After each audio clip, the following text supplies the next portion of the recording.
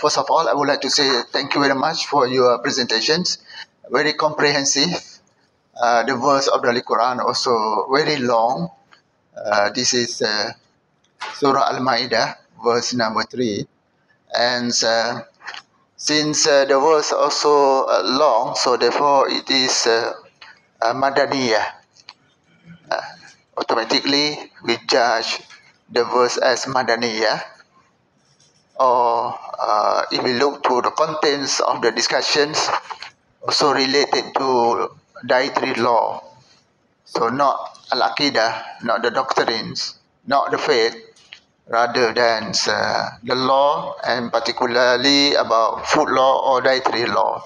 So therefore, we can understand from this kinds of from this characteristic, the verse has been revealed in Al-Madinah, and this verse is very popular related to Islamic dietary law because giving in detail about kinds of food that we are not allowed to consume, and at the same time also with good conclusion saying that Al-Yawma Akmaltu Lakum, today is a complete religion to you. Can you move the next slide? So this is the background already mentioned by our presenter. I already highlight to you. Number one, we would like to say again, this is Surah Al-Madaniyah, Madaniyah verse, and number two, related to Islamic dietary law. So this indicate that Islam also very concerned about what should be consumed and what should not be consumed, because generally we understand that everything is permissible to be consumed except those are clearly mentioned in this verse of the Quran. You see this verse of the Quran starting with the word hurrimat. Hurrimat means prohibited. So you cannot argue anymore, because if we study the subject called Ilmul Fiqh and Usul al-Fiqh, the way how to derive Islamic rulings, so no doubt it is a very clear statement saying that it is haram by using the word hurrimat, not using the word, for example, dislike, karaha, or you have to avoid, no, but the word hurrima, which is clearly indicate it is haram. What is the haram product or things we mention in Quran? Very clear. Number one, can you go to the next slide? Next slide, please.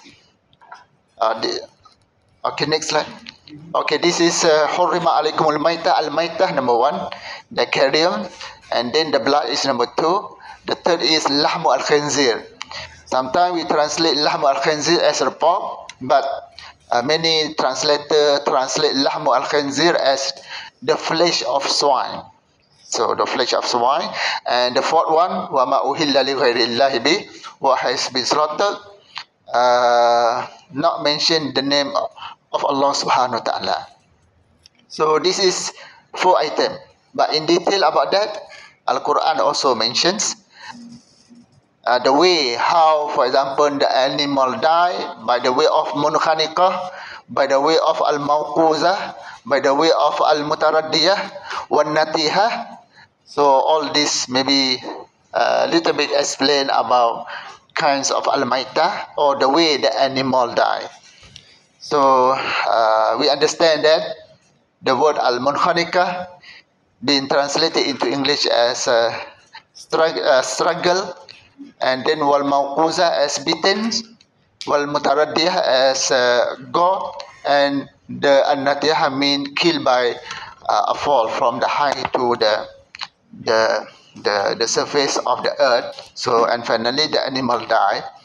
So sometimes we say that 4 items only, but if we count one by one, al-munkhariqah as another one, wal mawquza as one, wal mutaraddiyah as one, I think this verse lists down more than 10 items, more than 10 products, which are not allowed by the Muslim to consume.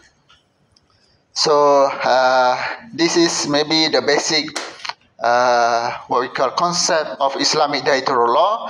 But when we come to the animal, who almost go to die or almost in the dead situation.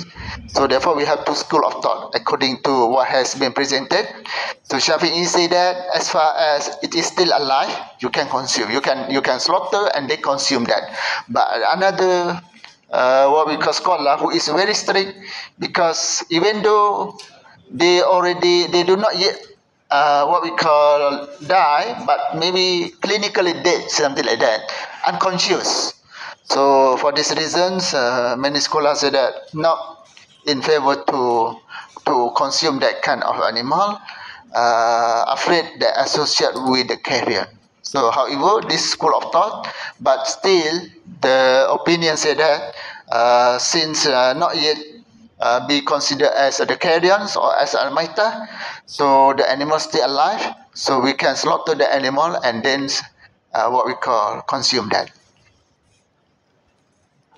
And then this is also the what we call the another items of animal which are not allowed to consume. So from 4 item and then go to 4 by which the way the animal die also cannot, and then associate with also wama zubiha ala nasbi.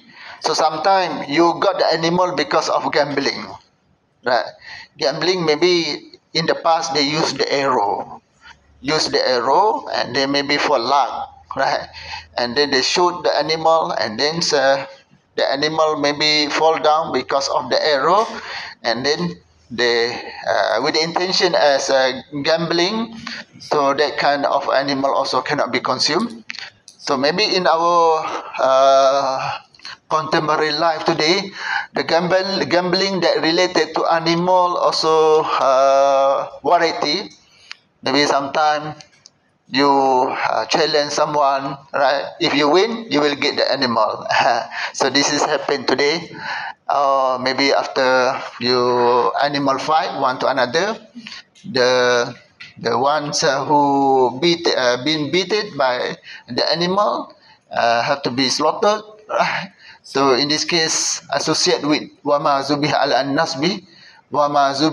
an-nasbi, so not encouraged to slaughter and consume that kind of animal, because this is what we call the considered as the sins practice in Islamic tradition.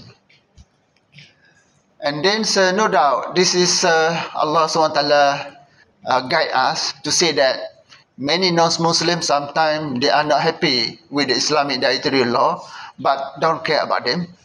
Please care about Allah SWT and tawakkal to Allah Subhanahu Wa Taala. Hasbunallah wa ni'mal al-wakil.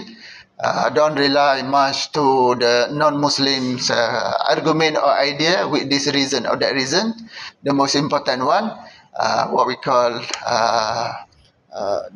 I would like to say that the majority of the product that are available on this earth are consumable, permissible to consume, except maybe what we call what has been listed here and what has been what we call specified and then explained more and more by the Prophet Muhammad sallallahu alaihi wasallam through his sunnah. So as I mentioned to you, this is the ending of the verse by saying that al-yawma akmaltu lakum dinakum wa atmamtu alaykum ni'mati wa raditu lakum al-islam madina. Many Muslim scholars also are in the opinion that this is the last verse of the Holy Quran. So meaning that Islam as the way of life, we have enough rule and regulations related to faith, aqidah, and related to fiqh, daily life, and related to akhlaq, or what we call ethics, is more than enough to be referred and to be considered as a guideline for you as human being to live on this earth temporarily before we go and see Allah SWT in the hereafter. So I think this is all my comment about this verse of the Quran. Thank you very much.